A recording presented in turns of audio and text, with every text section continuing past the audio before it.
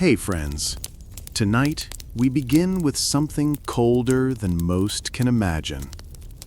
No central heating, no hot water, no electric lights to chase away the shadows.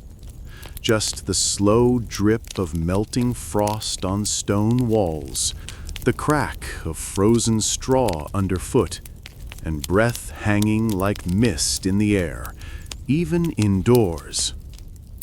This is winter in medieval Europe. Forget the fairy tale castles and gallant knights. Life for most people was a daily negotiation with hunger, illness, and the bitter cold. Whether you were a farmer waking before dawn to break the ice in a frozen trough, or a castle servant layering linen beneath wool just to stop your fingers from going numb, winter touched every life, and it didn't care who you were. Tonight, we'll travel through frost-covered fields and echoing stone halls.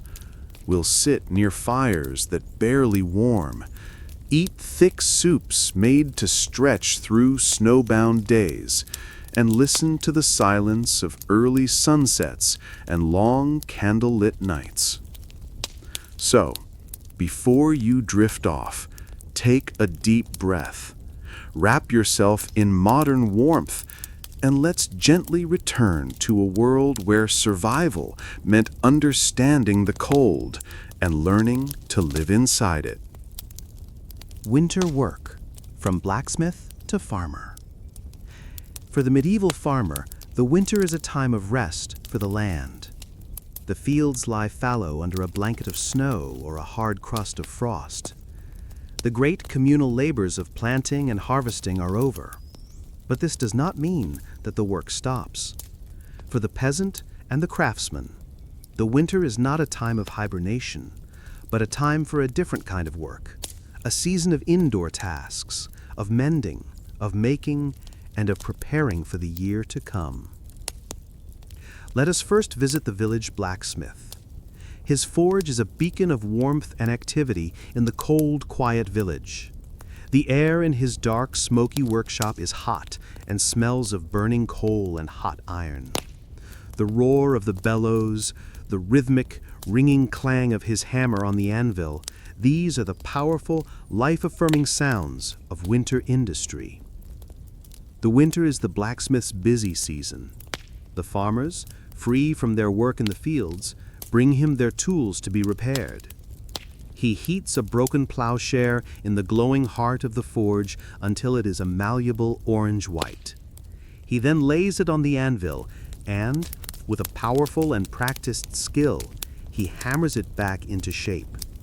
He sharpens the dull blades of axes and sickles, the sparks flying in the gloom. He forges new nails, new hinges, new iron rims for the wheels of a cart. His work is essential. The success of the next year's harvest depends on the tools he repairs in the dead of winter. For the farmer, the serf, the winter is a time for the work that is always postponed during the busy seasons.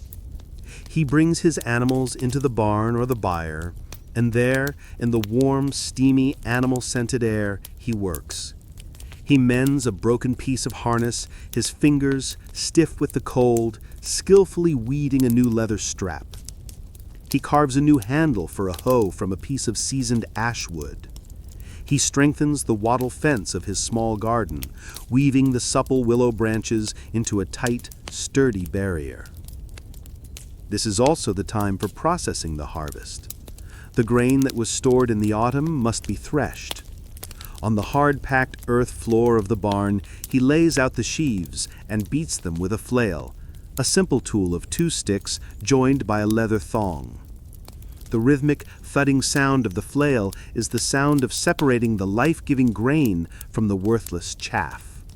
It is dusty, monotonous, and back-breaking work. The woman of the household is equally busy. As we have seen, the winter is the great season of textile production. She sits by the hearth, her spindle turning, her loom clacking, transforming the raw wool into the cloth that will clothe her family. And all of this work is done in a constant battle with the elements. The blacksmith's hands are chapped and burned. The farmer's fingers are numb as he tries to work the stiff, cold leather. The work is slower, harder, and requires a deeper reserve of energy and patience. But this winter work is also a source of deep satisfaction. It is a time of tangible, creative production. It is a time of order, of putting the world of the farm back into a state of good repair. It is a hopeful work. Every tool that is mended, every thread that is woven, is an act of faith in the future. It is a quiet, stubborn belief that the spring will, eventually, come again. The sound of the hammer on the anvil fades. Layers of linen and wool, dressing for survival. In the cold, dark chamber of the medieval morning, the act of getting dressed is not about fashion or appearance. It is a strategic and essential ritual of survival. It is the process of building a personal fortress of fabric, a multi-layered defense against the constant, insidious assault of the cold. The medieval European, whether a noble in a castle or a peasant in a hut, understood a fundamental principle of warmth, the power of layers. You stand on the cold floor, shivering in the single, simple linen garment you have slept in. This is the foundation of your clothing. For both men and women, this innermost layer is a long shirt or chemise made of linen. Linen, woven from the fibers of the flax plant, is relatively smooth against the skin, and it is absorbent, drawing moisture away from the body. This is crucial, as dampness is the greatest ally of the cold. This linen undergarment is your first line of defense. Over it, the layering begins. The next layer is almost always wool. Wool is the miracle fiber of the medieval world. Its crimped, complex structure is incredibly effective at trapping air, creating a powerful insulating barrier. It can also absorb a significant amount of moisture without feeling wet, and, most importantly, it retains its insulating properties even when damp. A man might pull on a pair of woolen trousers or brays, and then a long-sleeved woolen undertunic. A woman would put on a long ankle-length woolen kirtle or dress. These are simple, functional garments, but they are the core of the system. But one layer of wool is not enough. The key is multiple, relatively thin layers. Over the first undertunic, a man might wear a second, slightly shorter tunic, perhaps of a different color. He might also wear a woolen hood or coif that covers his head and neck, as a huge amount of body heat is lost through the head. On his legs, he might wrap long strips of woolen cloth, called leg warps, from his ankle to his knee, a practice that provides extra warmth and support, a legacy of the Germanic tribes. For the woman, the layers are in her skirts. She might wear 2 or 3 woolen petticoats or underdresses beneath her main gown. Each layer traps more air, creating a warm, insulated bell of fabric around her lower body. The feet are a constant concern. As we have seen in other times, there are no perfectly fitting elasticated socks. The feet are wrapped in squares of linen or wool, or they are covered with thick, hand-kitted woolen stockings that are held up with garters. These are then stuffed into simple, ankle-high leather shoes or boots. The fit is often poor, and the leather is rarely waterproof. To combat this, the shoes are often stuffed with straw or moss for extra insulation. The final and most visible layer is the outer garment. This might be a heavy, long woolen cloak, a kappa, or a shorter, more fitted surcoat, perhaps lined with fur if the wearer is wealthy. This outer layer is the shield against the wind, the rain, and the snow. It is often made of a particularly thick, dense, and oily wool that is naturally water repellent. It is fastened at the neck with a simple pin or a more ornate brooch. You are now dressed. You are a walking architecture of fabric, a core of linen wrapped in multiple layers of wool and shielded by a final, heavy outer shell. Your movement is somewhat restricted, your silhouette bulky, but you are armed against the cold. Each layer of air trapped between the linen and the wool is a small, precious pocket of warmth, a buffer zone between the heat of your own body and the vast cold indifference of the medieval winter. To be dressed is to be defended. Dawn in the castle keep, waking amid cold stone walls. The first sensation is not of light, but of its absence. The darkness in the chamber is a deep, heavy, and resonant blackness.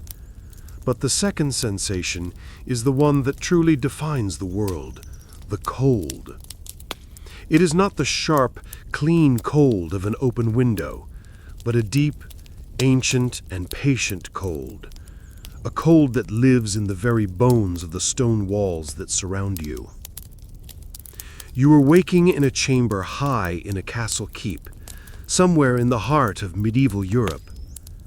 You stir, not because of the sun, which is still a distant promise, but because of a deep, internal rhythm, or perhaps the distant, muffled sound of the castle beginning to stir, the clang of a pot in the kitchens below, the call of a guard on the battlements. You are buried under a mountain of blankets. There is a coarse linen sheet against your skin, and then layer upon layer of heavy, dense wool blankets. And, if you are a person of status, a thick, luxurious fur pelt on top. The weight is immense, a comforting, crushing pressure that is the only real barrier between your body and the room's chilling air. You open your eyes, and your own breath is a faint, white cloud in the darkness, a small, fleeting ghost. The air you breathe is damp and smells of cold stone, of old wool, and of the faint, lingering scent of last night's beeswax candle. The walls of the chamber are immense, several feet thick, built not for comfort, but for defense. These great stones are like a battery for the cold. All through the long winter night they have been drinking the frost from the air, and now they breathe it back into the room. If you were to touch the stone wall, it would feel slick and damp with a thin film of condensation, a testament to the constant battle between the small, fugitive warmth of your body and the immense thermal mass of the castle. The only window is a narrow arrow slit, a deep-set opening in the stone designed to allow an archer to shoot out, but to offer the smallest possible target for an enemy to shoot in. It is not glazed with glass, a rare and incredible luxury. It is likely covered by a heavy wooden shutter, now tightly barred, or perhaps a piece of stretched and oiled parchment, which lets in a dim, milty light, but offers no view. The floor is of stone flags or thick, wide wooden planks. There are no carpets. The floor is strewn with a layer of dried rushes or straw, which offers a meager layer of insulation and helps to absorb some of the dampness and grime. When you finally summon the will to leave the relative sanctuary of your bed, the first touch of your bare feet on this floor will be an icy, shocking reminder of where you are. Even the tapestries that might hang on the walls of a noble's chamber, depicting scenes of hunts or battles, are not just for decoration. They are a functional technology, another layer of fabric to put between the human inhabitants and the cold, weeping stone. But even they feel cold and damp to the touch. This is a world where warmth is not a default state. It is a temporary, hard-won, and localized phenomenon. The chamber you are in is a small cave of stone, a pocket of the outside world that has been trapped and enclosed but never truly tamed. A servant might enter, her footsteps echoing in the quiet, carrying a small clay lamp or a single candle. The tiny, flickering flame is a fragile, precious thing in the vast, cold darkness. It does not warm the room, but it gives it a shape, a form, casting long, dancing shadows that make the chamber seem even larger, even colder than before. The day has begun not with the sun, but with the lighting of a single flame against the great, patient cold of the stone. Frozen floors and straw beds, the struggle to stay warm. The sound of straw rustling, the soft thump of a heavy blanket being laid down. Narrator. In the medieval winter, the cold does not just come from the air, it rises from the ground itself. The floors of the castles and the cottages are a direct conduit for the deep, patient chill of the frozen earth. And the beds, while often large and imposing, offer a surprisingly fragile defense against the nightly siege of the cold. Let us first consider the floor. In a castle or a manor house, the floors of the great hall and the main chambers are made of thick stone flagstones or heavy wooden planks. These materials are durable, but they are also excellent conductors of cold. The chill from the uninsulated ground beneath travels up through the stone and wood, making the floor a permanently cold surface. To walk barefoot on such a floor in the winter is an act of real, painful shock. Even with simple leather shoes, the cold can be felt seeping up through the soles. To combat this, the floors are covered, but not with the thick, plush carpets we know. Woven carpets are an incredible luxury, imported from the East and used as table coverings or wall hangings, far too precious to be walked upon. Instead, the floor is strewn with a thick layer of a much humbler material, straw or rushes. This is a practice known as strewing. A fresh layer of straw provides a small measure of insulation, a soft, organic buffer between the foot and the cold stone. It also helps to absorb the dirt, the grime, and the spilled food and drink of daily life. In the summer, sweet-smelling herbs like lavender or meadowsweet might be mixed in with the rushes to provide a pleasant scent. But in the winter, the straw is often damp and musty. It is a haven for fleas, for mice, and for the discarded bones tossed to the dogs during a meal. The floor of the great hall is a living, breathing, and often smelly ecosystem. In the peasant's hut, the floor is simply the earth itself, packed down until it is hard and smooth. It is even colder and damper than the stone of the castle. Here, the layer of straw is not just a comfort, it is an essential part of the structure, a necessary barrier against the raw, wet cold of the ground. Now let us turn to the bed. A noble's bed can be a magnificent piece of furniture. It is a large, four-poster bed carved from oak, a status symbol that dominates the bedchamber. But its grandeur is primarily about fighting the cold. Heavy curtains of wool or velvet hang from the four posters. At night, these curtains are drawn shut, creating a small, enclosed tent, a room within a room. This is designed to trap the body heat of the sleepers and to protect them from the cold, drafty air of the main chamber. The mattress itself, the bed, is a large cloth sack stuffed with the softest materials the owner can afford. For the very wealthy, this might be feathers, creating a soft, lofty, and incredibly warm bed.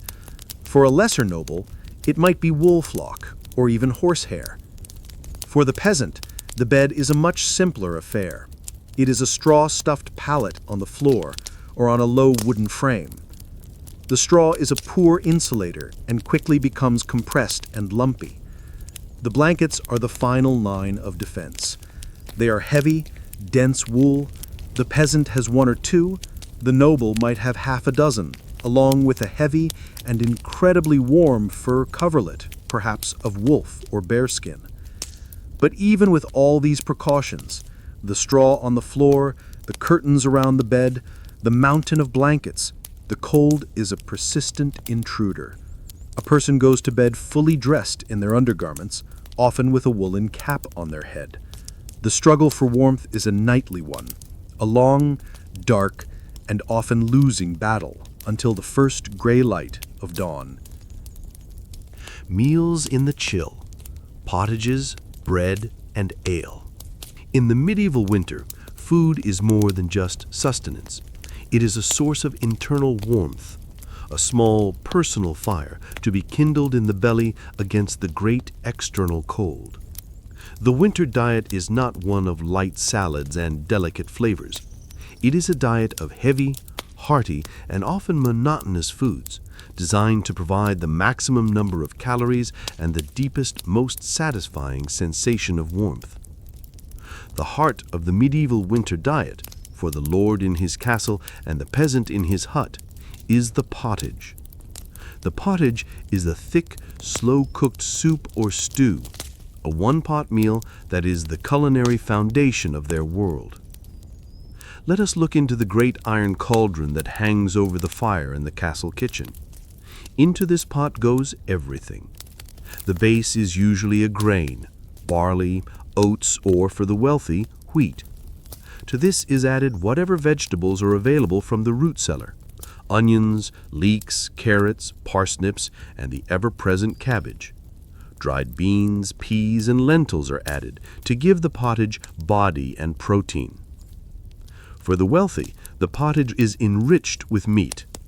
A tough cut of beef or mutton, the bones and all, is simmered for hours until it is tender and falling apart, its flavor infusing the entire stew.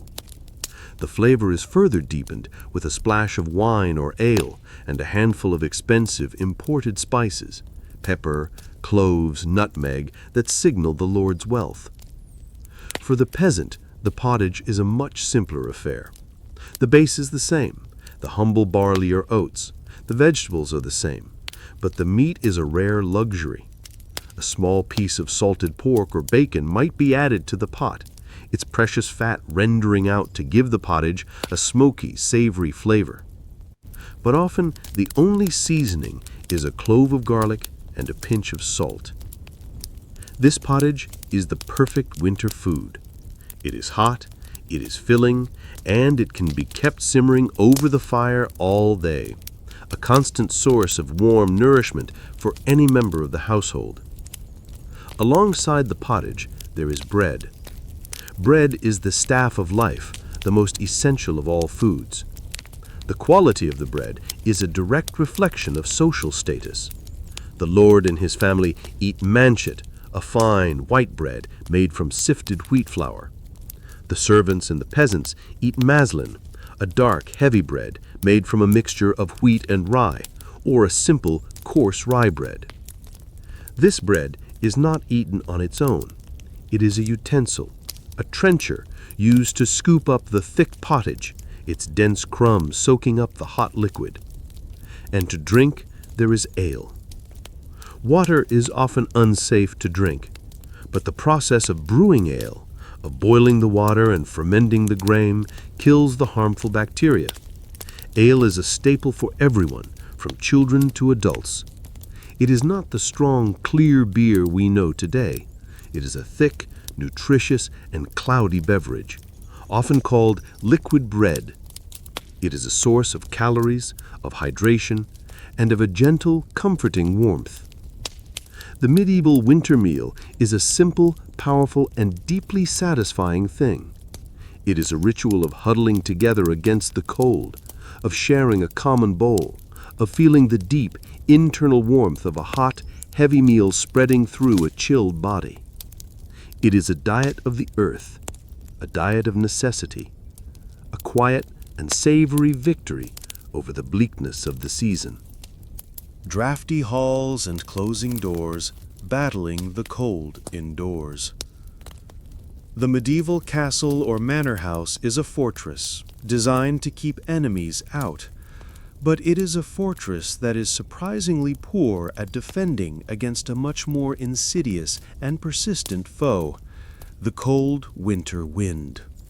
The great unheated spaces of a medieval building are a network of drafts, of cold spots, and of a constant chilling airflow that makes indoor life a strategic battle for warmth. The main source of these drafts are the windows. As we have seen, glass is an extreme luxury. The windows in a great hall or a solar are often large, but they are not glazed. They are open to the elements, or they are closed with heavy wooden shutters. But even the best-made shutters have gaps and cracks. The wind finds these openings, and it whistles through, a high, mournful sound, a constant reminder of the cold outside. It sends a stream of icy air flowing across the floor, chilling the ankles of everyone in the room. The arrow slits in the castle walls are even worse. They are, by design, narrow tunnels of wind, and they create a permanent and unavoidable draft. To combat this, the inhabitants use a simple but effective technology: fabric. Heavy tapestries are hung on the stone walls. These are not just for decoration. They are a form of insulation, a thick layer of wool that creates a barrier between the cold, damp stone and the air of the room. A person sitting on a bench against a wall with a tapestry at their back will be noticeably warmer than one sitting against the bare stone. Heavy curtains of wool or velvet are hung over the windows and the doorways. These are not sheer decorative curtains. They are thick, heavy, and floor-length, designed to block the drafts as effectively as possible. A doorway to a main corridor might have a curtain on the inside of the door, creating a kind of primitive airlock. The rooms themselves are arranged to create heat zones. The Great Hall, with its massive fireplace, is the public center of warmth. But the smaller private chambers, the solars or the bedchambers, are where a noble family would spend most of their time in the winter.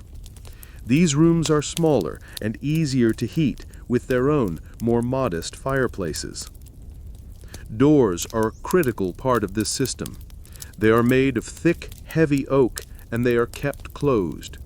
The sound of a heavy wooden door closing with a solid, echoing thud is the sound of a small victory in the battle against the cold, of sealing off one small pocket of warmth from the drafty, cold expanse of the rest of the building. The furniture is also designed with the cold in mind. Benches and chairs often have high backs and sides, creating a small three-sided box that protects the sitter from the drafts that swirl around the floor. We see this in the design of the settle, a long wooden bench with a high back and arms. And people are not static. They move throughout the day, following the warmth. They huddle close to the fire. They seek out the patches of weak winter sunlight that fall on the floor from a high window. For the peasant in his hut, the problem is different, but the principles are the same. His hut is small, and so it is easier to heat. But its construction is poor.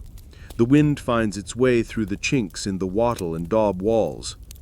He will stuff these cracks with a mixture of mud, moss, and animal dung, a constant and ongoing task of winter maintenance.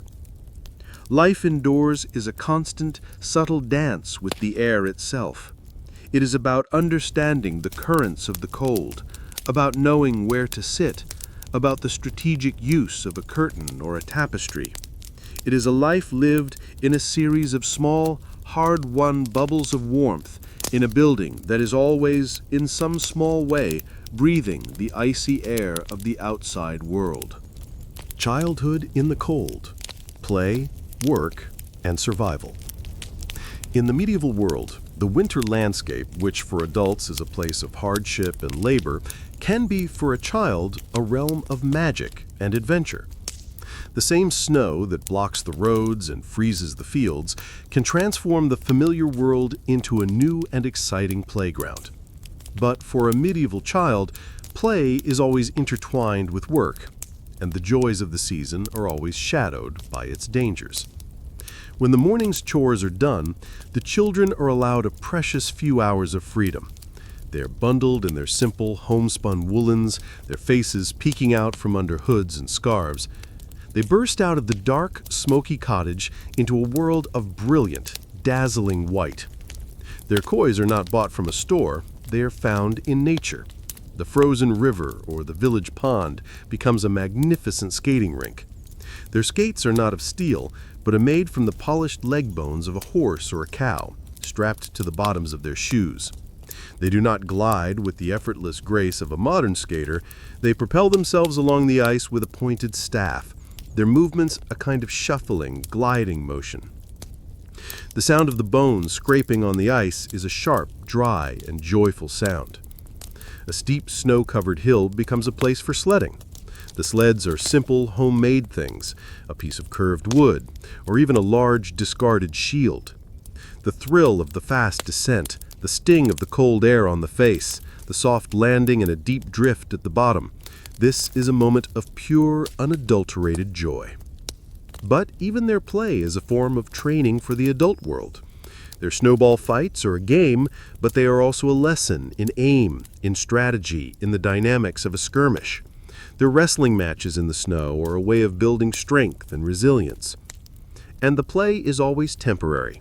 It is a brief interlude in a day that is mostly filled with chores. A child's work is essential to the family's survival. A young boy is responsible for helping his father chop wood, his small hands learning the feel of the axe. A young girl must help her mother haul the heavy buckets of water from the frozen well. They are taught from the earliest age a deep and healthy respect for the dangers of the winter. They are warned not to go near the thin ice at the edge of the river. They are taught to recognize the signs of a coming storm. They know that to wander too far from the village is to risk getting lost in the disorienting, snow-covered landscape. The cold itself is a constant teacher. A child learns quickly the pain of numb fingers, the deep, aching chill that comes from wet feet. They learn the importance of their woolen mittens, of their straw-stuffed shoes. These are not lessons from a book. They are lessons written on the body itself. The medieval winter childhood is a paradox. It is a time of great freedom, of an intimate connection with the wild, natural world, but it is also a time of great responsibility and of profound vulnerability. It is a brief, fragile, and often beautiful period, a fleeting moment of play in a life that will, all too soon, be given entirely to the hard, unceasing work of survival. The church's warmth, sanctuary from the cold. For the people of a medieval village, the church is the center of their spiritual world.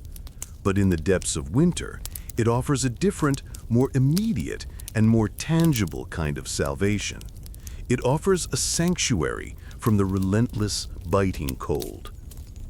The village church is likely the only building in the community made entirely of stone. Its thick walls, which make it feel cool in the summer, also make it a formidable fortress against the winter wind. To step out of the howling gale and through the heavy, iron-strapped wooden door of the church is to enter a world of profound and sudden stillness. The roar of the wind is gone, replaced by a deep, resonant silence that is unique to these sacred spaces. The air inside is cold. It is the deep, patient cold of the stone itself. But it is a still cold, a dry cold, a cold without the wind's sharp teeth. And in this stillness, there are small, precious islands of warmth and light.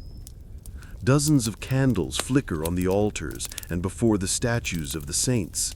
They are made of tallow for the common folk and of fragrant beeswax for the main altar. Each small flame is a tiny living sun in the vast, cold darkness of the church.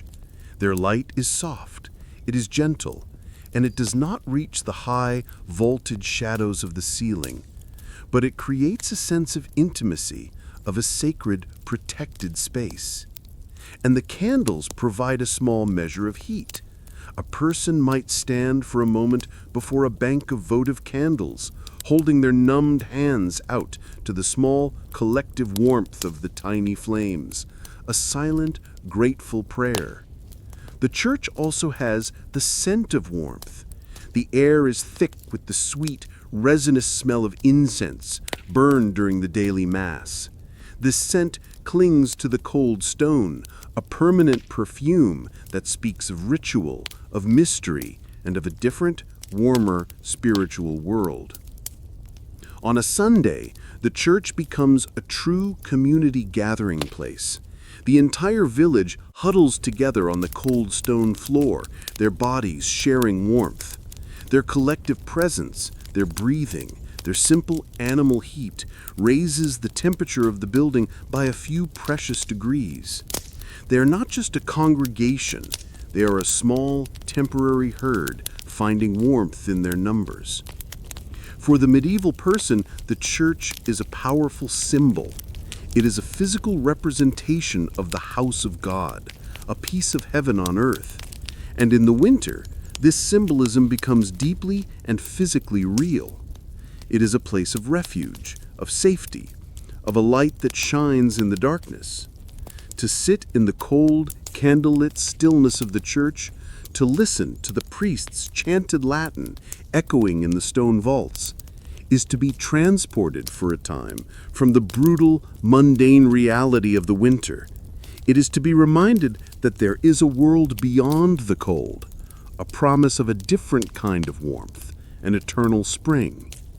The church's warmth is not just in its candles, it is in the hope it provides, a small, flickering flame in the deep, cold, and often dark heart of the medieval soul. And the churches and candles fade away. Winter hygiene, cold water, and fewer baths. In our modern world, a hot shower is a simple daily ritual of comfort and cleanliness. In the medieval winter, the relationship with water and with washing was a far more complex and infrequent affair, a constant negotiation between the desire for cleanliness and the very real dangers of the cold. The full body bath, which was a rare and laborious event even in the summer, becomes almost unthinkable in the winter. The process of hauling and heating enough water to fill a wooden tub would consume a huge amount of precious firewood, and the act of emerging, wet and naked, from the warm water into the frigid, drafty air of the cottage or the castle chamber was not just uncomfortable, it was a direct invitation to a lethal chill. So, for most people, the winter is a season of being unwashed. But this does not mean they lived in a state of complete and utter filth. They had their own methods, their own rituals for maintaining a level of personal hygiene that was practical for their world. The primary method was a form of dry cleaning. The innermost linen garment, the chemise or shirt, was the key. This garment was designed to absorb the sweat and the oils of the body. A person of means might have several of these and would change their linen regularly. The feeling of putting on a clean, dry linen shirt, even if the body underneath was unwashed, would have provided a powerful sensation of freshness. For the peasant, who might own only one or two such garments, the linen was washed only when absolutely necessary. The daily washing ritual was confined to the parts of the body that were visible, the hands and the face. A small basin of water would be slightly warmed by the fire. A person would use a rough linen cloth to scrub their face, removing the sleep from their eyes and the soot from the fire. They would wash their hands before a meal, a universal sign of civility. This small, localized washing was enough to maintain a standard of social cleanliness. The rest of the body was kept clean, in a sense, by the vigorous rubbing of the coarse woolen clothes worn every day, and by a simple rub down with a dry, rough towel. This would remove the surface layer of dirt and dead skin without the dangerous shock of cold water. The hair and the beard were a particular challenge in the winter. They were rarely washed. They were maintained with a comb carved from bone or antler. Combing was an essential daily ritual to remove dirt, tangles, and the ever-present lice. The overall smell of a medieval person in the winter would be, to our modern noses, quite strong. It would be a complex and earthy blend of wood smoke, of unwashed bodies, of damp wool, and of the foods they ate, like garlic and onions. But this was not a smell that was considered offensive. It was the normal, familiar smell of humanity. Unpleasant odors were more often associated with sickness and decay, not with a healthy, unwashed body. The medieval winter was a time of turning inward, of conserving energy, of sealing the body off from the hostile environment. The layers of clothing were a kind of personal fortress. And in this context, the avoidance of bathing was not a sign of neglect. It was a sensible and intelligent survival strategy, a pragmatic choice in a world where warmth was always more important than being clean. The frozen well. Water sources in winter. Water is the most essential element of life. But in the medieval winter, this simple, life-giving substance becomes a solid, stubborn, and often elusive adversary. For the community, the daily task of acquiring water transforms from a simple chore into a difficult and sometimes dangerous struggle against the ice. In a village or a castle, the primary source of water is the well. The well shaft, sunk deep into the earth, reaches a level of groundwater that is usually protected from the surface frost. But the top of the well head, and the mechanism for drawing the water are exposed to the full force of the winter air. The wooden bucket, the rope, the winch handle, all are coated in a slick, treacherous layer of ice from the spilled water of the previous day. The rope is stiff and hard, and it chafes the numb fingers. The wooden handle of the winch is so cold it feels as if it burns the skin. The greatest challenge is the ice that forms on the surface of the water down in the well shaft itself. A thick plug of ice can seal off the water supply completely. To break it, a heavy rock or a sharpened piece of iron might be lowered on a rope and repeatedly dropped until the ice shatters, a jarring, echoing sound from the depths. For a community that relies on a stream or a river, the challenge is even greater. The entire surface of the water is frozen solid, a thick gray-green sheet of ice. The villagers must maintain a single, communal hole in the ice. Each morning, one of the first and most vital tasks is to go down to the river with an axe or an iron bar. The hole that was used yesterday will have frozen over again during the night, and it must be reopened. This is hard physical labor. The man swings the axe, the blade biting into the ice with a sharp, cracking report. Chips of ice fly. His breath comes in ragged white clouds. He must be careful not to slip on the treacherous, icy surface and fall into the lethally cold water. Once the hole is open, the women and children come with their wooden buckets.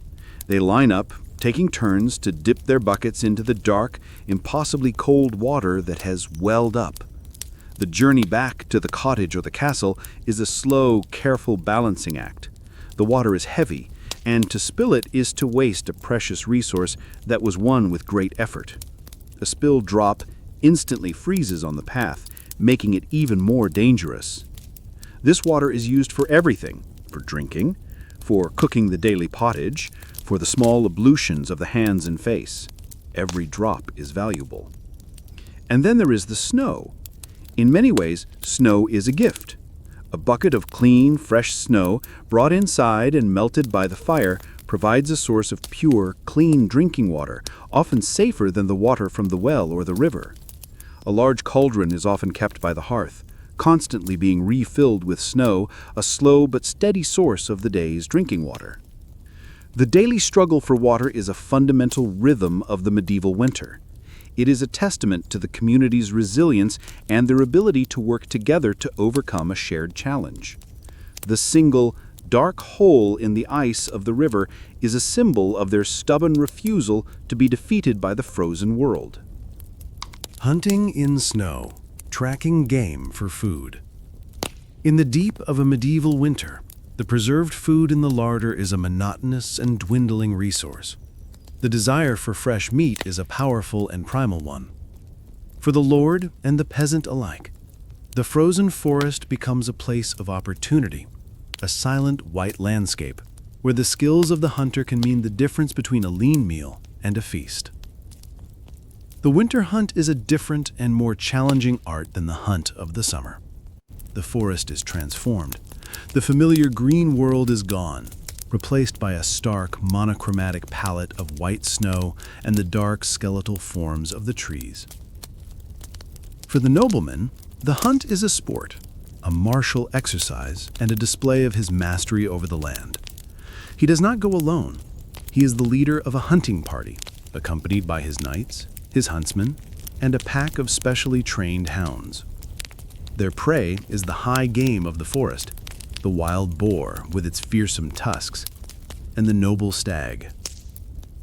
The hunt is a noisy, exciting affair. The sound of the hunting horns echoes through the cold, still air.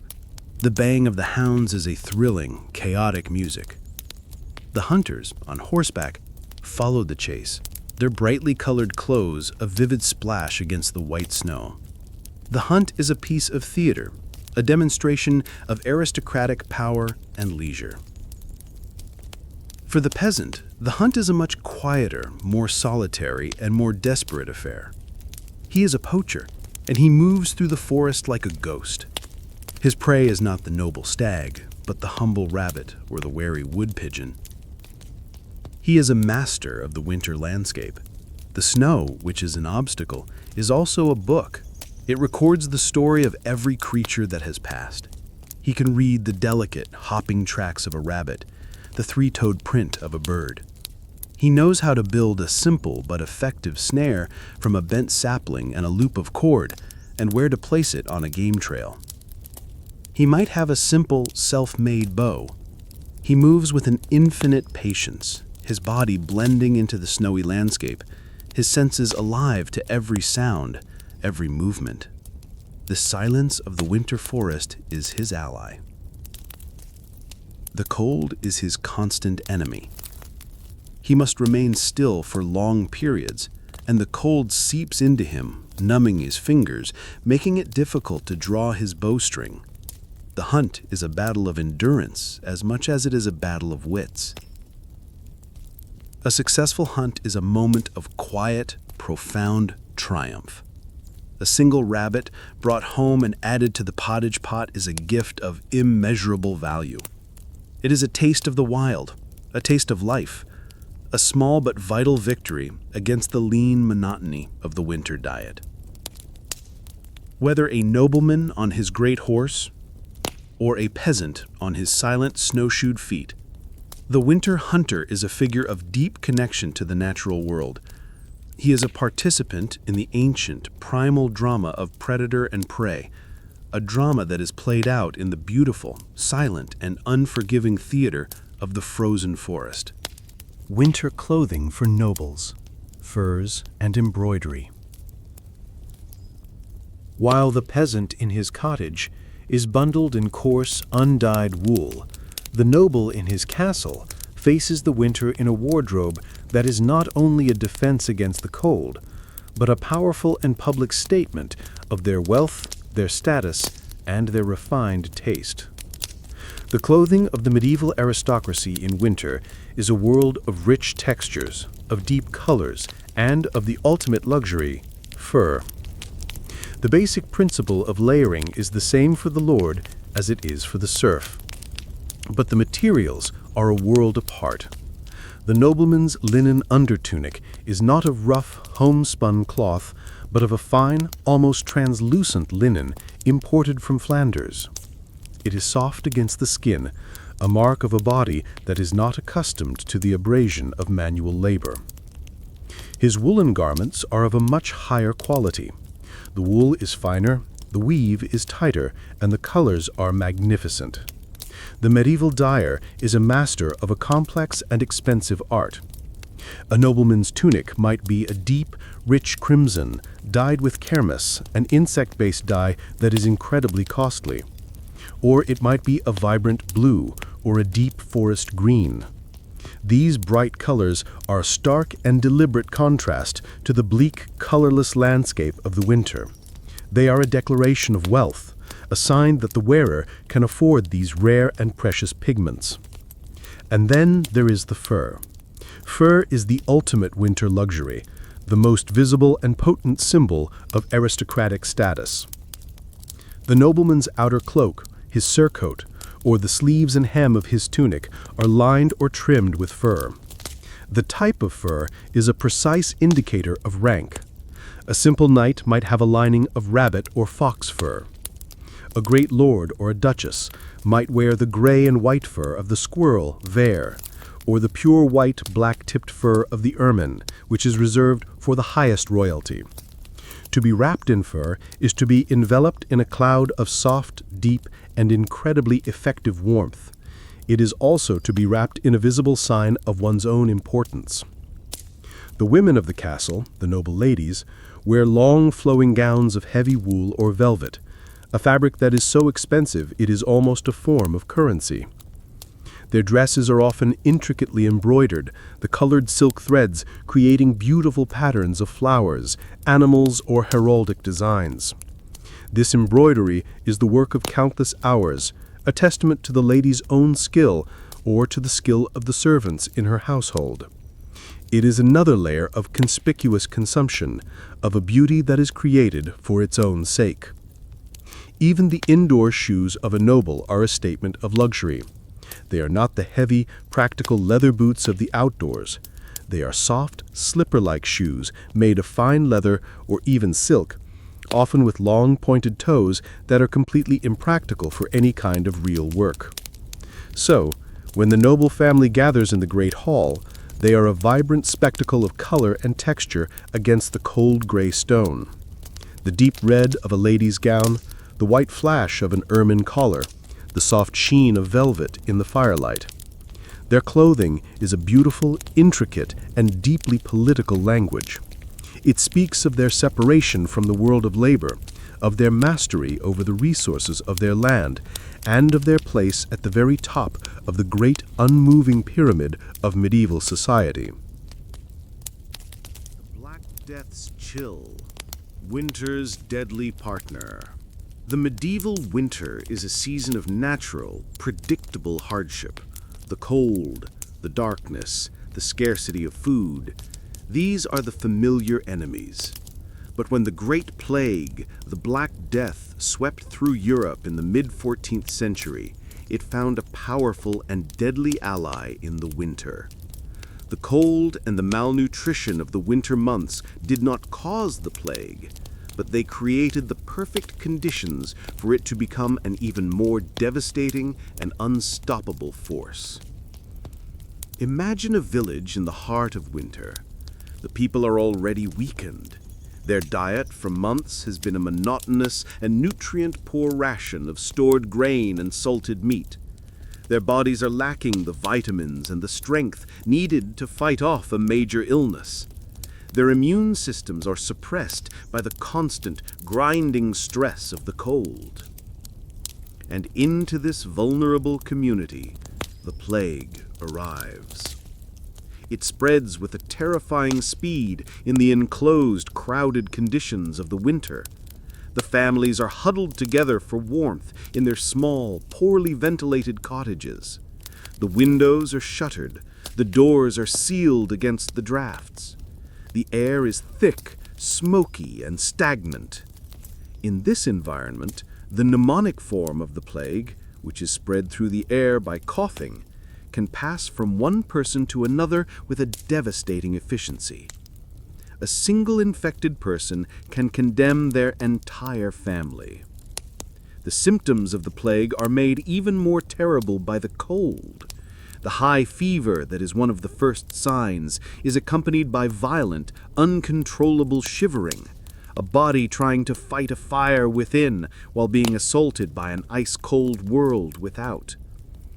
The normal systems of care and community break down even faster in the winter. In the summer, a sick person might be moved to an isolated hut at the edge of the village. But in the winter, To be moved out of the warmth of the family home is a death sentence from the cold alone. And the fear of contagion is magnified by the confinement. There is nowhere to run, nowhere to hide. The invisible enemy is in the very air you breathe, in the small, shared space of your only shelter. The psychological toll is immense. The winter is already a time of darkness and gloom, of a landscape that is drained of life. The plague transforms this seasonal melancholy into a profound existential terror. The world outside is a frozen wasteland. The world inside is a death trap. God, it seems, has turned his face away, leaving his people to a season of absolute and unrelenting despair. And the aftermath of the plague is made harsher by the season. A family might be wiped out, leaving their livestock untended in the barn.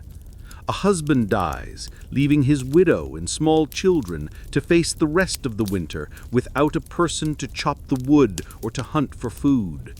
The plague does not just kill individuals, it shatters the fragile web of labor and support that is essential for winter survival. The Black Death was a catastrophe in any season, but in the winter its chill was 100 times colder. It was a perfect storm of disease, of cold, and of hunger, a deadly partnership that scoured the medieval landscape, leaving behind a world of silence, of snow, and of grief too deep to be measured.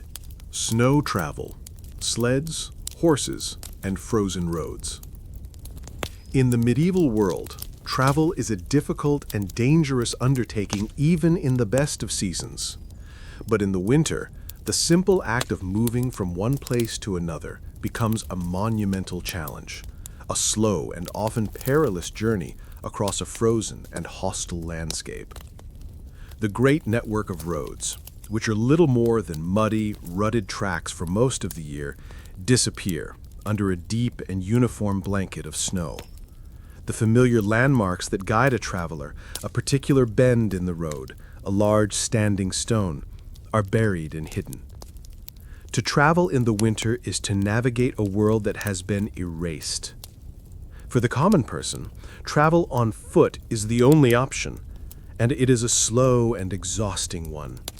The deep, soft snow is a trap, each step a struggle. A journey that might take a day in the summer can take 3 or 4 in the winter. The traveler must be hardy. They must know the land intimately, and they must carry with them the means of their own survival. For the wealthy, for the merchant, or for the nobleman, travel is done on horseback. But even for a horse, the deep snow is a difficult obstacle. The animal must struggle and plunge through the drifts, its energy quickly sapped. The most efficient way to move across the snow is by sled. A simple, sturdy wooden sled can be pulled by a horse or a team of oxen. It glides over the surface of the snow, allowing a much heavier load to be transported with less effort. This is how goods are moved in the winter. The sled a slow, creaking ship on a vast white ocean. But the greatest highways of the medieval winter are the rivers. The same rivers that are arteries of trade in the summer, carrying boats and barges, now become solid, frozen roads of ice. A frozen river is a flat, level, and often direct path between two towns. A traveler on horseback or with a sled can make excellent time on the hard, clear ice. But this road is a treacherous one. The traveler must be an expert at reading the ice. They must know how to spot the dark, weak patches where the current is still moving beneath. They must listen for the deep, groaning and cracking sounds that signal a shift in the ice.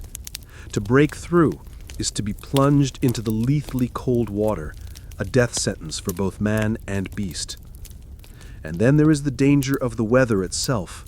A sudden blizzard can appear with a terrifying speed, reducing visibility to 0, creating a whiteout where a traveler can become hopelessly lost, wandering in circles until they collapse from exhaustion and freeze to death. The inns and monasteries that offer shelter to travelers along the major routes become essential beacons of life in the winter. To reach the warm light of an inn at the end of a long day's journey through the snow is to feel a sense of relief and salvation that is almost religious in its intensity. To travel in the medieval winter is to be reminded of one's own smallness and vulnerability. It is to be engaged in a constant high-stakes battle with the cold, the snow, and the vast, indifferent distances of the land. It is a journey that is measured not just in miles, but in the sheer, stubborn will to survive. Illness and cold, winter's toll on the body. In the medieval winter, the human body is a fragile fortress, constantly under siege. The relentless cold, the poor nutrition, and the crowded, smoky living conditions create a perfect storm for illness. Sickness is not an occasional visitor, it is a constant lurking presence, and the winter is its most powerful and deadly season. The most common ailments are of the lungs. The air itself seems to be an enemy. The bitter, cold air outside shocks the respiratory system, while the thick, smoky air inside the cottage or the castle hall is a constant irritant. A simple cold, a catarrh, is a universal affliction. But in a body weakened by a meager winter diet, this simple cold can easily descend into something far more dangerous. It can become a bronchitis, a deep, rattling inflammation of the airways that produces a hacking, painful cough. Or it can become pneumonia, which the medievals called pleurisy or lung fever, an infection that fills the lungs with fluid, making every breath a desperate, bubbling struggle. For the very old and the very young, this is often the final illness, the quiet and gentle end to a long, hard life, or a short, fragile one. The cold also takes its toll on the joints. For the older members of the community, the winter is a season of constant nagging pain. The damp cold seeps into the bones, and the aches of old injuries and of a lifetime of hard labor, what we would call arthritis, become a form of chronic, low-grade torture. And then there is the direct assault of the cold on the flesh itself. Frostbite. A herdsman caught in a sudden storm, a child who plays too long in the snow, a guard on the castle wall, all are at risk. The first sign is a strange, painless numbness in the fingers, the toes, the nose. The skin turns a waxy, unnatural white. If the person can get to a fire and slowly, gently warm the frozen part, they may be lucky. But if the freezing is deep, the tissue dies. It turns black and hard. The line between life and death in the limb is a stark and visible one. The medieval response to these illnesses is a combination of practical herbalism and deep, abiding faith. The woman of the house is the family's doctor. She knows the healing properties of the herbs she has gathered and dried in the summer.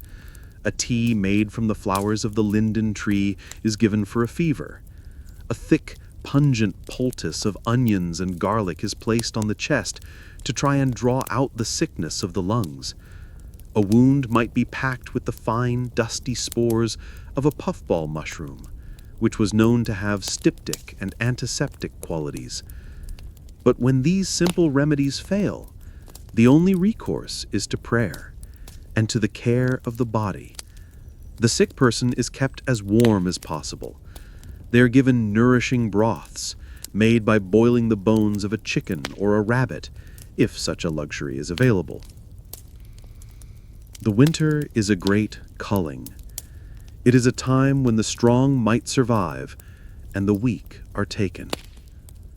The toll of the cold is not measured in grand dramatic battles, but in the quiet, empty spaces left in the family, in the small new graves that are dug in the hard, frozen earth of the churchyard when the spring finally comes.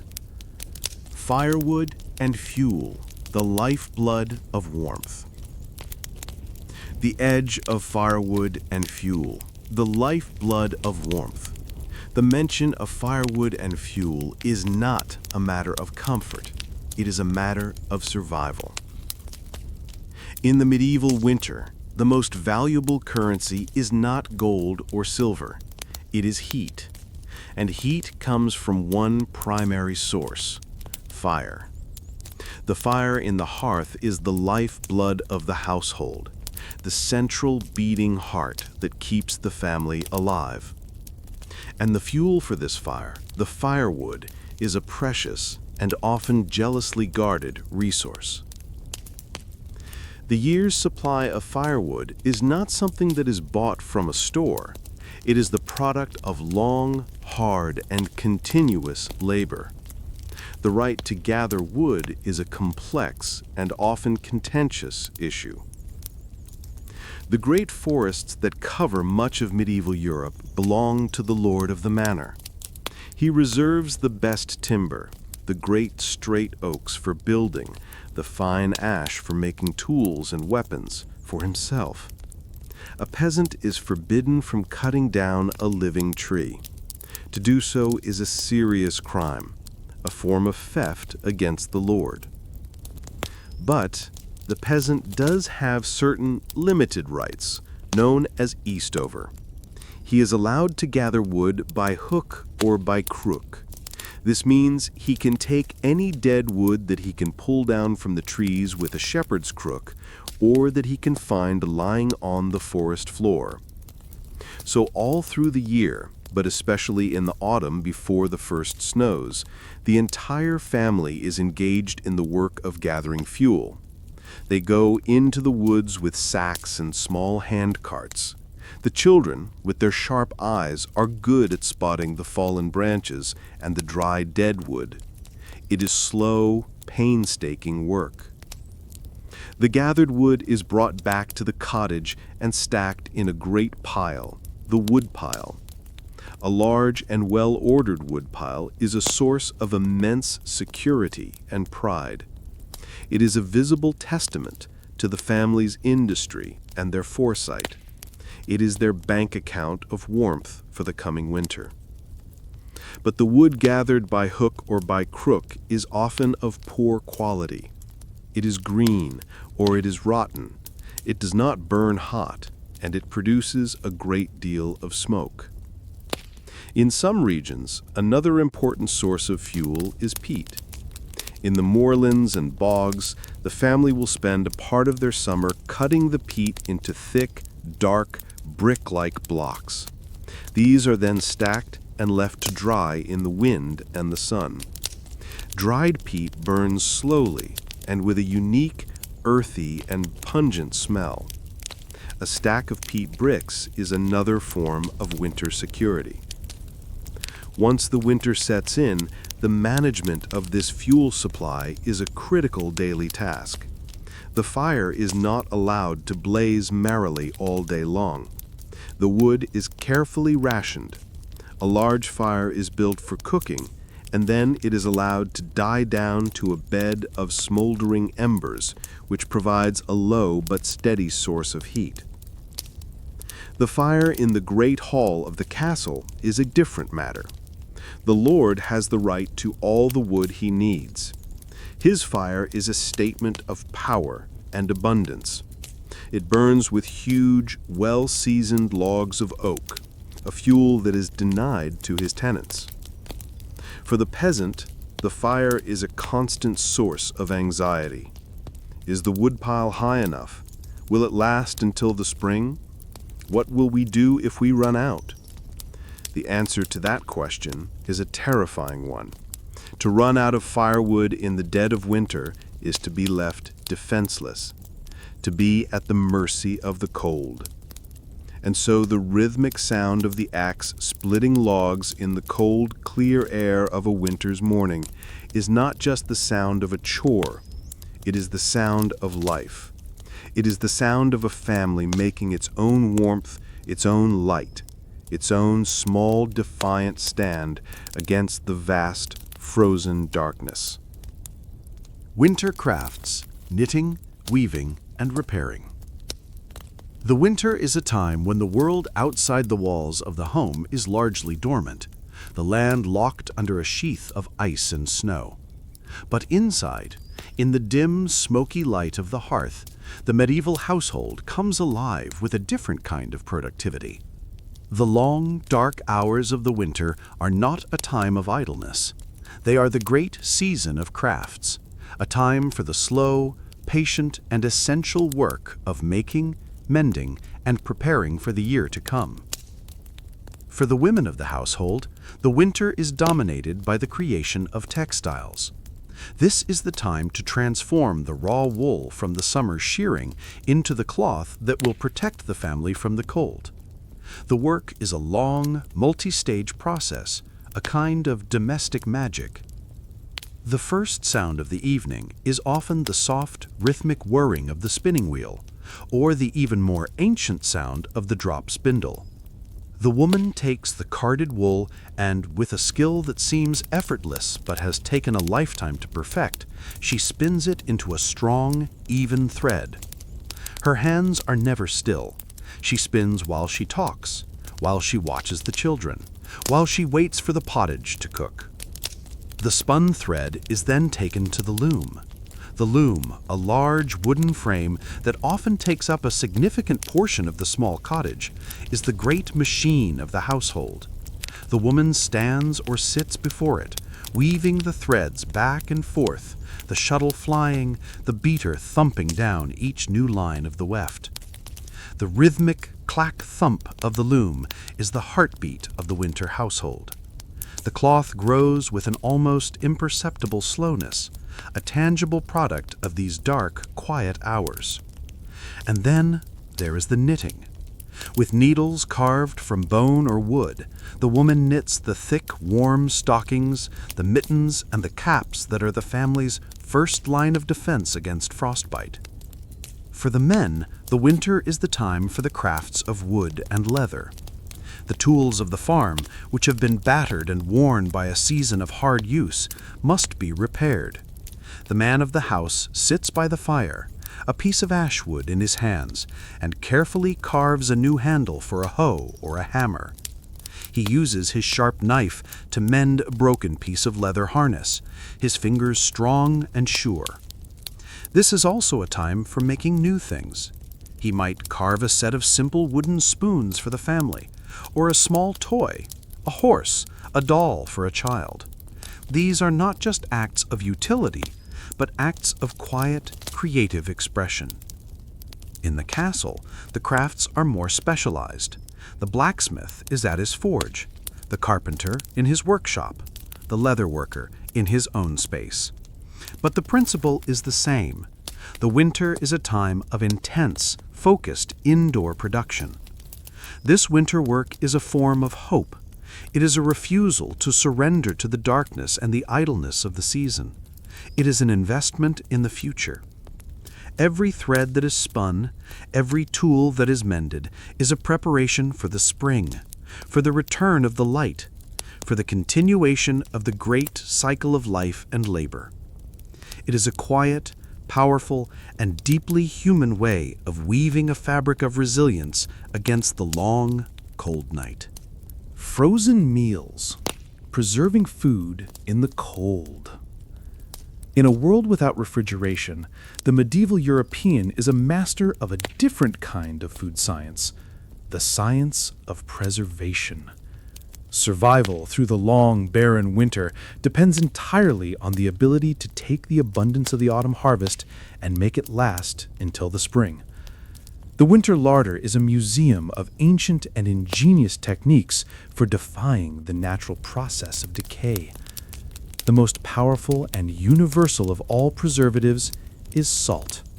Salt is not just a seasoning, it is a form of chemical magic. It draws the moisture out of meat and fish, creating an environment where the bacteria that cause rot cannot survive. In the autumn, after the slaughter of the surplus livestock, the kitchen of the manor or the cottage is a scene of intense, bloody work. The meat from the pigs, the cows, the sheep is butchered. The best cuts are reserved for immediate feasting, but the vast majority is destined for preservation. Hams, bacons, and sides of beef are rubbed with a thick layer of coarse salt and then packed into great wooden barrels, where they will cure for weeks. The result is a meat that is incredibly salty, tough, and dry, but which will remain edible for many months. Fish, especially herring and cod, are also preserved in this way, layered with salt in barrels, a staple food for the long, meatless days of Lent. Smoke is another great preserver. Sausages are made, packed with herbs and spices, and then hung in a special smokehouse or high in the rafters of the cottage, directly in the path of the smoke from the hearth. Over weeks, the smoke slowly dries the sausage and coats it in a layer of chemicals that inhibit bacterial growth. The result is a hard, dark, and intensely flavorful food that will last for the entire winter. The air itself is a tool of preservation. In the colder northern regions, fish is gutted and then hung on great wooden racks exposed to the dry, freezing wind. The wind and the cold act as a natural freezer dryer, removing all the moisture from the fish until it is as hard as a board. The stockfish is a source of pure, concentrated protein. For the vegetables, the primary method of preservation is the root cellar. This is a small, dark, and cold cellar dug under the house or into the side of a hill. Here, in the constant cool temperature, the root vegetables of the autumn harvest, the turnips, the carrots, the parsnips, the cabbages, can be stored for months. They will grow soft and wrinkled, but they will not rot. Fruits are preserved in honey, their sweetness a rare and precious treat in the depths of winter. Dairy is transformed into hard, salty cheeses that can last for a year or more. The winter meal, then, is a meal of these preserved foods. The cook must be skilled at turning these tough, salty, and dry ingredients into something palatable. The salted meat must be soaked for hours to remove some of the salt. The dried fish must be pounded and boiled. This is a diet of strong, intense, and often monotonous flavors. It is the taste of salt, of smoke, of the earth of the root cellar, but it is also the taste of foresight, of industry, of a deep and practical knowledge of the world. It is the taste of a people who have learned to conquer time itself, to capture the sun of the autumn, and to make it last through the long, cold, and hungry darkness. Dark nights, candle and torchlight. As the winter sun makes its early descent, casting long blue shadows across the snow-covered landscape, the world outside the medieval home is given over to the immense, cold darkness of the night. Inside, the family retreats into a small, fragile bubble of light and quiet activity. The evening is a time of slow rhythms, of simple tasks, and of a deep, shared stillness. The primary source of light is not electricity, but something far more precious and far less powerful. It might be the flickering, dancing light of the fire in the hearth, or more often, it is the small, steady flame of a single candle or a simple oil lamp. These sources of light are not to be wasted. Candles are often made at home, a laborious process of repeatedly dipping a wick into melted tallow or animal fat. They are smoky, they smell of rendered fat, and they provide a dim, yellow, and wavering light. A beeswax candle is a luxury of the church or the nobleman's table. Its light cleaner, its scent sweeter. The family gathers in the small circle of light cast by this single flame. The rest of the room is lost in deep shadow. This small pool of light is their entire world for the evening. It is a world of quiet, focused activity. The woman of the house might be at her sewing. The winter evenings are a time for mending. She stitches a patch onto the knee of her son's trousers, her needle flashing in the candlelight. Or she might be knitting a new pair of socks, the rhythmic click-clack of her needles a soft, comforting sound in the quiet room. Every stitch is a small act of war against the cold. The man might be working on a piece of leather, repairing a broken harness for the horse, his knife carefully carving the thick hide. Or he might be whittling a piece of wood, making a new handle for a tool or a simple wooden toy for a child. These are not hobbies. They are the essential, ongoing tasks of maintenance and self-sufficiency. If the family is literate, and if they are fortunate enough to own a book, this is the time for reading. The family Bible is often the only book in the house. The father might read a chapter aloud, his slow, deliberate voice the only sound in the room. The stories of the Old Testament, of hardship, of faith, of endurance, would have resonated deeply with their own lives. For the children, the evening is a time for stories, not from a book, but from memory. The parents tell the old folk tales they learned from their own parents. They tell stories of saints and dragons, of cunning peasants who outwit the devil. This is how history and morality are passed down, in the quiet, intimate theater of the fireside. There is no television, no radio, no digital distractions. The evening is a time of profound quiet, of deep connection to the people in the room and the simple task at hand. It is a time for the family to be a family, their lives drawn together by the shared circle of light. As the hour grows late, the fire is banked, the precious candle is snuffed out, plunging the room into darkness. The family makes their way to the cold bed, their minds filled with the stories and the quiet rhythms of the evening. It is a simple, spare, and deeply human end to a long and difficult day. Medieval superstitions warding off the winter's chill. The medieval winter is a time of deep, physical cold, but it is also a time of a different, more profound kind of chill, a spiritual chill. The long, dark nights, the howling wind, the strange, silent landscape of the snow, all of this creates a perfect environment for the flourishing of superstition, of folk belief, and of a deep, primal fear of the unseen world. The Christian faith provides the official framework for understanding the world, but beneath it, a much older, pre-Christian layer of belief persists. It is a belief in a world that is alive with spirits, with magical forces, and with beings that are not aligned with the God of the Church. And the winter is the time when these forces are at their most powerful. The darkness itself is a malevolent presence.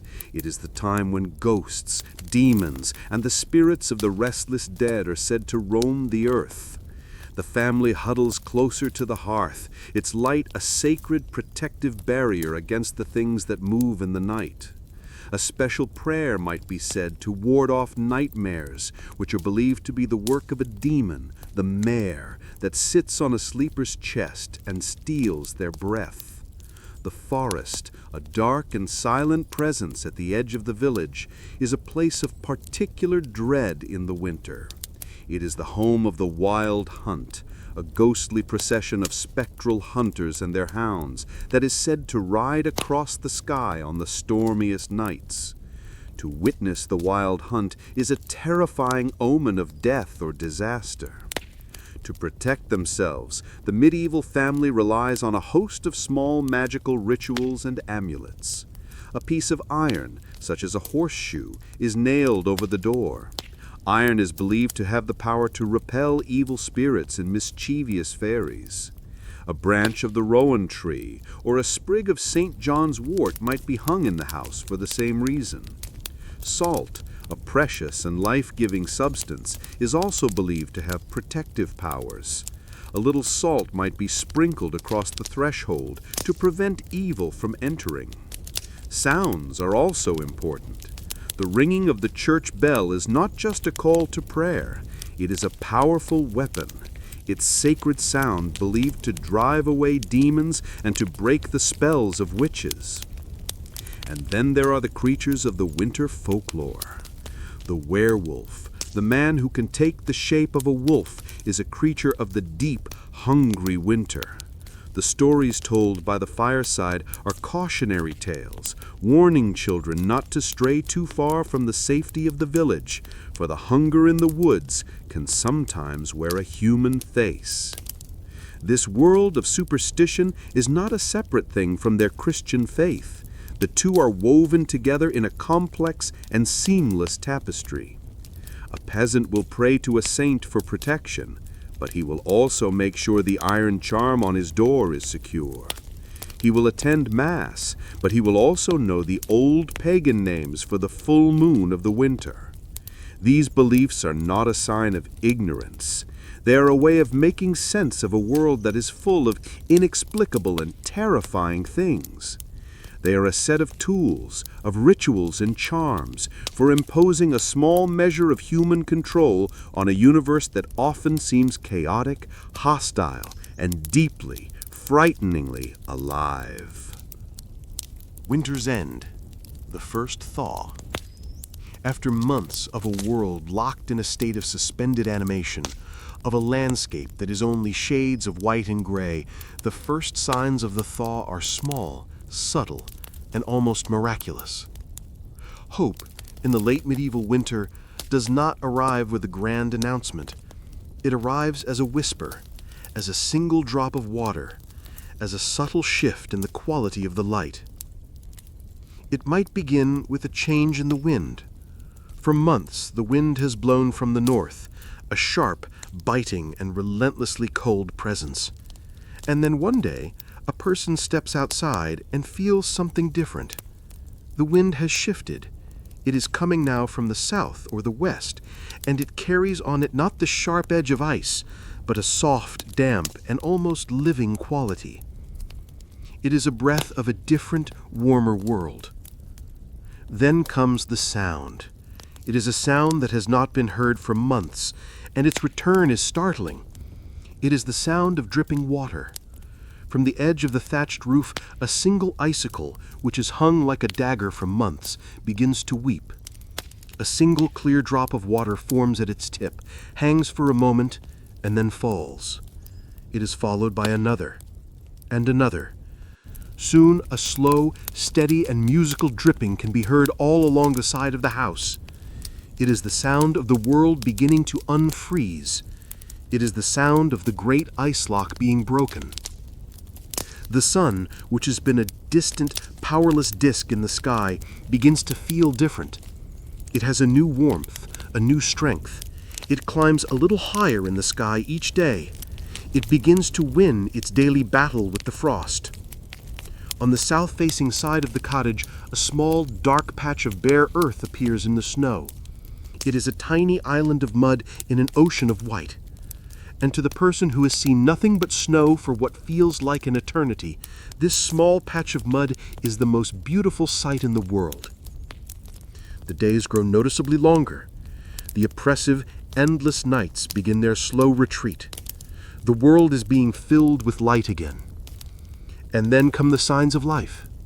A flock of geese is seen, a high, wavering V-shape against the pale blue sky, making their way north. Their distant honking calls are a proclamation that the great seasonal cycle is turning once more. A single robin appears, its red breast a shocking, vibrant splash of color against the drab landscape. The river, which has been a silent, solid road of ice, begins to groan and shift. Great cracks appear in its surface. A thin trickle of meltwater appears along the shore. Within a few days, the trickle becomes a roar as the ice breaks up into great, grinding flows and the liberated water begins to move again. These are the small, quiet harbingers of the spring. Each one is noted and treasured and shared. Did you hear the dripping from the roof today? I saw a patch of bare ground by the barn. These small observations are a liturgy of hope.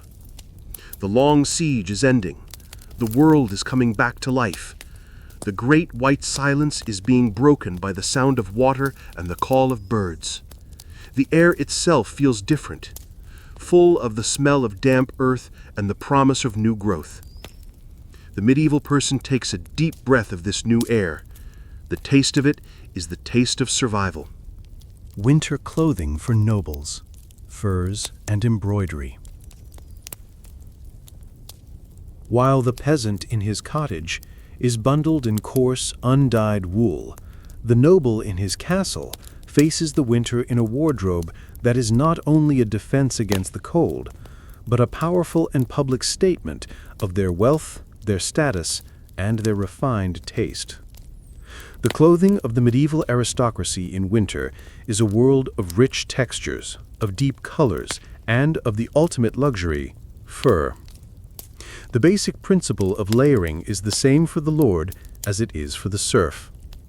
But the materials are a world apart. The nobleman's linen undertunic is not of rough, homespun cloth, but of a fine, almost translucent linen imported from Flanders.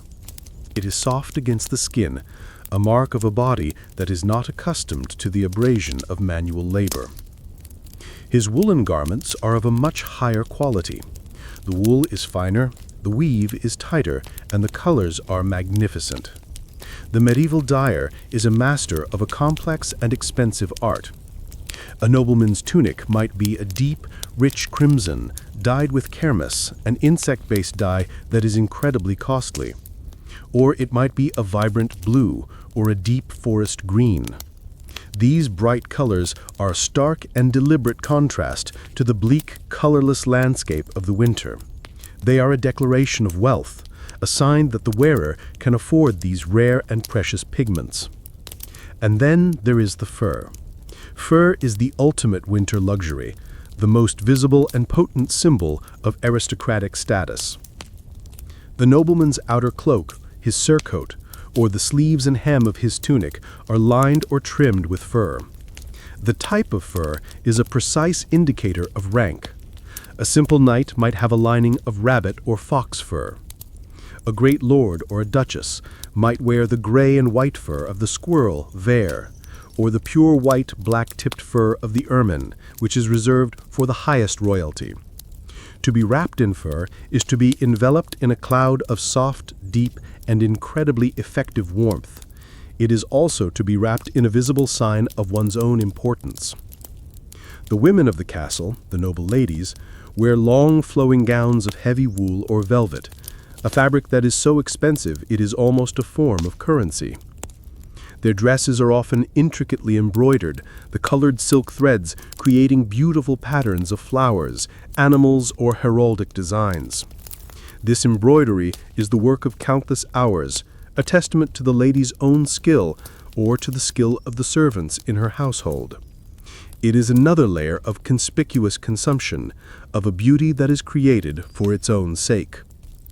Even the indoor shoes of a noble are a statement of luxury. They are not the heavy, practical leather boots of the outdoors. They are soft, slipper-like shoes made of fine leather or even silk, often with long, pointed toes that are completely impractical for any kind of real work. So, when the noble family gathers in the great hall, they are a vibrant spectacle of color and texture against the cold gray stone. The deep red of a lady's gown, the white flash of an ermine collar, the soft sheen of velvet in the firelight. Their clothing is a beautiful, intricate, and deeply political language. It speaks of their separation from the world of labor, of their mastery over the resources of their land, and of their place at the very top of the great unmoving pyramid of medieval society. The Black Death's chill, winter's deadly partner. The medieval winter is a season of natural, predictable hardship. The cold, the darkness, the scarcity of food. These are the familiar enemies. But when the Great Plague, the Black Death, swept through Europe in the mid-14th century, it found a powerful and deadly ally in the winter.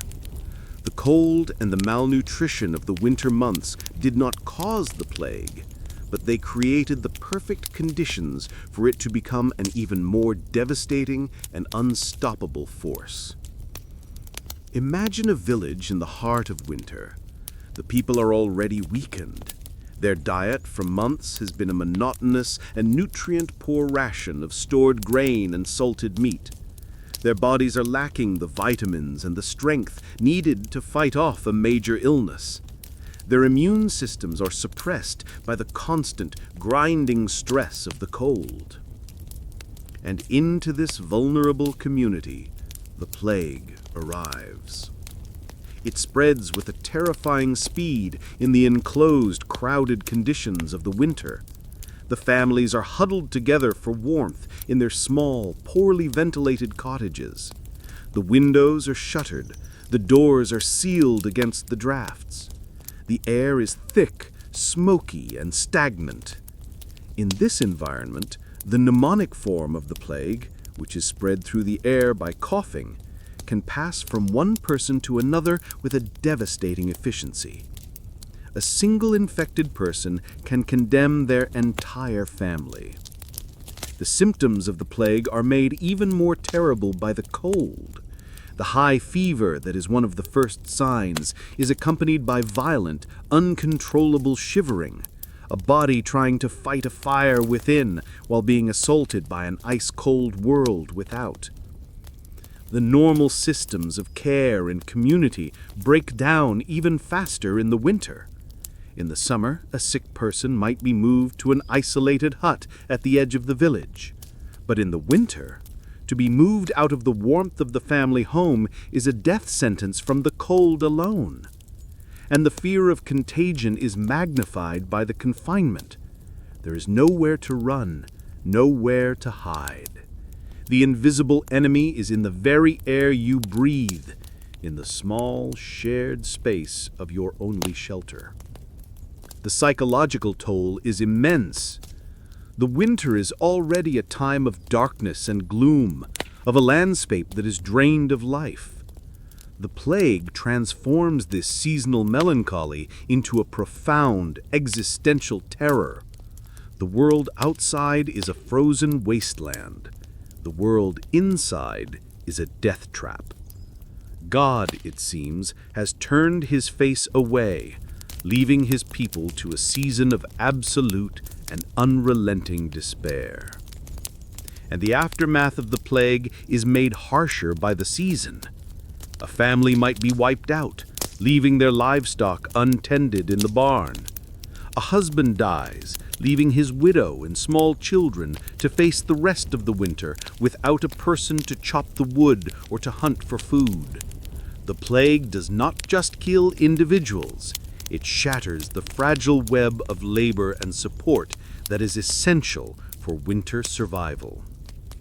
The Black Death was a catastrophe in any season, but in the winter its chill was 100 times colder.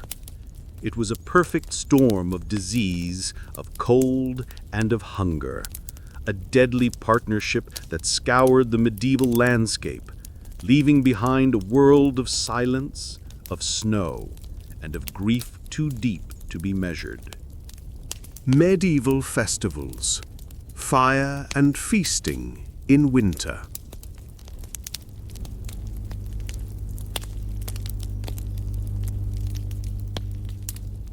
The medieval winter is a long, dark, and often sorrowful season, but it is not without its moments of light, of warmth, and of defiant, communal joy.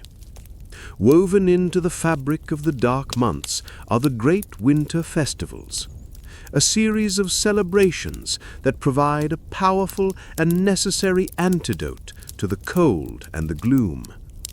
These are the times when the community comes together to create its own light, its own warmth, and its own hope. The most important of these is the festival of the winter solstice, which the Christian Church adapted into the 12 days of Christmas. This is a celebration that is deeply rooted in the ancient, pre-Christian past, a ritual marking the longest night of the year, the death of the sun, and the fervent hope for its rebirth. In the days leading up to Christmas, a special energy fills the village. A great Yule log is chosen, a massive piece of oak or ash, which is hauled from the forest with great ceremony. It is brought into the great hall of the manor, or a smaller version into the peasant's hut, and it is lit on Christmas Eve. It is said that the log must burn for all 12 days of the festival, its continuous flame a magical encouragement to the sun to return to the world. The church is decorated. In a world of grey and brown, the evergreen plants of winter, the holly, the ivy, the mistletoe, are brought inside. They are a powerful symbol of life's stubborn persistence in the dead of winter. Their green is a promise of the spring to come. Christmas Eve is a time of vigil, of a midnight mass in the candlelit church.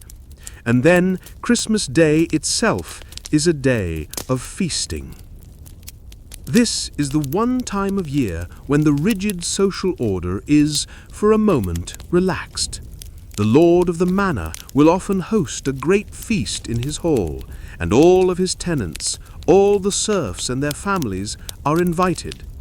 This is an act of charity, of generosity, a reaffirmation of the lord's role as the father of his community. For the serf, this is a day of unimaginable abundance. He sits not in his own smoky hut, but in the great, warm, brightly lit hall of his lord. He eats not a thin barley gruel, but roasted meat, pork, or even beef.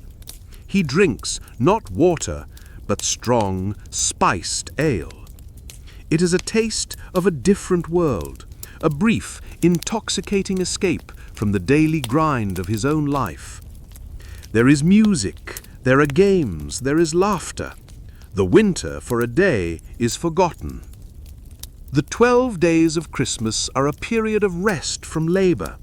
The fields are frozen, and the church has decreed a holy season. It is a time for visiting neighbors, for telling stories, for strengthening the bonds of the community against the shared enemy of the dark and the cold. The festival season ends with the Feast of Epiphany on the 12th day. But its memory, the memory of the light, the warmth, the full belly, and the shared joy, is a kind of spiritual fuel that will help to sustain the community through the long, hard, lean months of January and February that are still to come. The medieval festivals are a testament to the human need for light in the darkness. They are a deliberate and powerful act of hope, a collective ritual that says, even in the coldest and darkest of times, we will gather, we will feast, we will sing, and we will believe in the coming of the light. Legacy of medieval winters, how cold shaped history. And so the spring comes. The fields are plowed, the seeds are sown, and the great green miracle of life returns to the land. The medieval winter, with its darkness, its hardships, and its profound deep quiet, is over for another year. The people who have endured it have survived. Our journey through their frozen world is at its end. We have felt the chill of the stone castle, the smoky warmth of the peasant's hut. We have understood a life that was a constant, intimate struggle with the cold. As we look back from the effortless comfort of our own world, it is easy to see the medieval winter simply as a time of misery and deprivation. But to do so is to miss its profound and lasting legacy. The cold was not just an obstacle to be overcome. It was a powerful and creative force that shaped every aspect of medieval life, architecture, and culture. The very shape of their buildings was a response to the cold. The thick stone walls of the castle, the small, high windows, the great, inefficient fireplaces, all were part of a defensive architecture designed to fight the winter. The low, turf-roofed cottage of the peasant was a marvel of insulation, a home that was half earth, half shelter. The cold shaped their social structures. The need to huddle together for warmth reinforced the communal nature of their society. The family in the cottage, the knights in the great hall, the monks in the monastery, all were drawn together by the shared fire. The festivals of winter, with their emphasis on feasting and light, were a direct cultural response to the darkness and the scarcity of the season. The cold shaped their economy. The entire agricultural year was a preparation for the winter. The techniques of food preservation, the salting, the smoking, the drying, were a sophisticated science of survival. The crafts of the winter, the weaving, the mending, the tool-making, were the engine of their domestic economy. And the cold shaped their very spirit. To survive a medieval winter required a specific set of virtues: patience, foresight, community, and a deep, almost fatalistic resilience. It required a respect for the power of nature and an intimate knowledge of its rhythms. The world of the medieval winter is long gone. We have vanquished the cold with central heating. We have conquered the darkness with electric light. We have defeated the hunger with a globalized food supply. We have wrapped ourselves in a cocoon of comfort that would have seemed to them like a literal heaven on earth. But perhaps in our warm and well-lit world, we have lost something of their quiet strength. We have lost their intimate connection to the turning of the seasons, their deep understanding of the materials of their world, their profound appreciation for a single flickering flame in a great and powerful darkness. The legacy of the medieval winter is a quiet one. It is a story not of kings and battles, but of endurance. It is a testament to the simple, stubborn, and deeply human ability to survive, to find warmth in the cold, and to hold on through the longest night for the coming of the dawn. Thank you for joining us on this journey. May your rest be deep and your dreams be peaceful.